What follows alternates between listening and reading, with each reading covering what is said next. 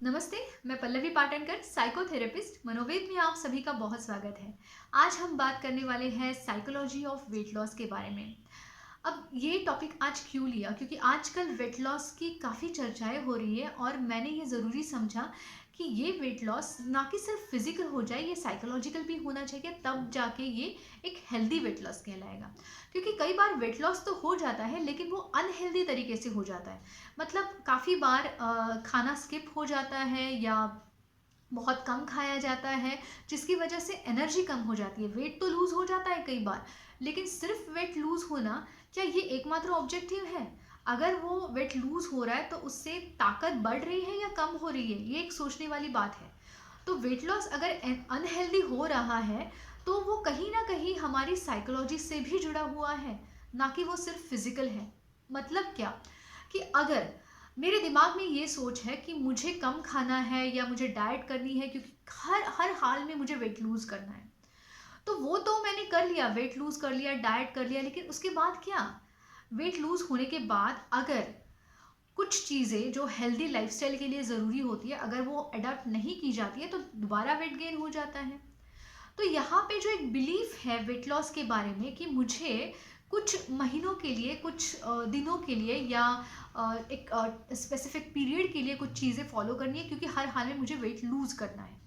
लेकिन ये समझ में नहीं आता कि ये वेट लॉस जो है, वेट लॉस करने के लिए हेल्दी लाइफस्टाइल की ज़रूरत होती है, और वो हेल्दी लाइफस्टाइल ना कि स्पेसिफिक स्पैन के लिए बट पूरे लाइफ टाइम के लिए होनी चाहिए। और वो बहुत डिफ़िकल्ट चीज़ें नहीं हैं। जैसे कि टाइम पे खाना, टाइम पे सोना, टाइम पे हर काम करना, एक्सरसाइज रेगुलरली करना, फिजिकली एक्टिव रहना, इंटरेक्शंस, सोशल इंटरेक्शंस को ज़्यादा बढ़ाना। सो ओवरऑल आप किस तरीके से खाते हो, किस तरीके से सोते हो, ये छोटी छोटी चीज़ें मायने करती है, जिसके ऊपर आपका वेट निर्भर करता है। स्ट्रेस से वेट काफ़ी बढ़ता है, ये लोगों को समझ में नहीं आता है।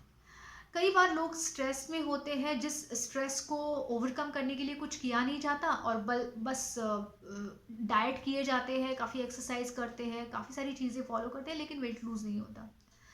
क्योंकि जो शुरुआत में हमने कहा कि साइकोलॉजिकल क्या है, सबसे पहले हमें ये समझ लेना है कि अगर हम अपने स्ट्रेस लेवल को कम करने के लिए कुछ कर नहीं रहे हैं और सिर्फ डाइट कर रहे हैं, तो वेट लूज नहीं होगा। क्योंकि स्ट्रेस से हमारे स्ट्रेस हार्मोन्स रिलीज हो जाते हैं, और जो स्ट्रेस हार्मोन जब रिलीज हो जाते हैं तो बॉडी का मेटाबॉलिज्म रेट कम हो जाता है, जिसकी वजह से हमारे फैट्स बढ़ जाते हैं, वेट गेन हो जाता है। तो सबसे पहले हमें अपने स्ट्रेस को मैनेज कर लेना सीख लेना है। उसके लिए आप अलग अलग तरीके की योगा करो, रिलैक्सेशन टेक्निक्स यूज़ करो, थॉट राइटिंग करो, जो अलग अलग विषयों पे मैंने ऑलरेडी वीडियोस बनाए हुए हैं, तो वो आप हेल्प के लिए देख सकते हैं। तो ये सारी चीज़ें हैं स्ट्रेस मैनेज करने के लिए। दूसरी बात जो हमने थोड़ी देर पहले डिस्कस की हेल्दी लाइफस्टाइल, टाइम पे खाना, टाइम पे सोना, अच्छी नींद लेना, रेस्ट लेना, फिजिकल एक्टिविटीज़ अच्छी रखना। तो ये सारी चीज़ें जो है, अगर हम एक हेल्दी लाइफस्टाइल अगर अडाप्ट कर लेते हैं, खाना अगर आप खा रहे हैं तो माइंडफुली खाना चाहिए। मतलब क्या? खाना खाते वक्त आपका पूरा ध्यान खाने पे होना चाहिए। खाने के वक्त अगर मोबाइल चल रहा है, टीवी ऑन है, तो आपका पूरा ध्यान खाने से हट जाता है। और ये ज़रूरी क्यों है? पुराने ज़माने से हमें ये बताया जाता है कि जब आप खा रहे हो तो पूरा ध्यान खाने पे दो। क्यों बोला गया है ये? इसके पीछे साइकोलॉजी है कि जब आप खाते हो तो आप अपने सेंसेस के थ्रू उसको फील करते हो। आपका पूरा फोकस जब उसके उसके ऊपर होता है, आप अपने खाने को देखते हो, उसको स्मेल करते हो, उसका जो टेस्ट है उसको फील करते हो। चबा चबा के जब आप खाते हो तो वो हर एक जो आप खाते हो, वो हर चीज़ आपको न्यूट्रिशियस देखी जाती है। तो इतना वो ज़्यादा साइकोलॉजिकल है।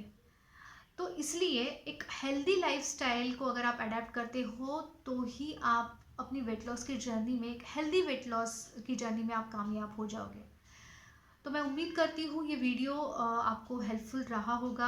अगर रहा है तो लाइक करना मत भूलिए, ज़्यादा से ज़्यादा लोगों तक शेयर कीजिए ताकि उनको उसकी हेल्प मिल जाए, और चैनल को सब्सक्राइब करना मत भूलिए। धन्यवाद।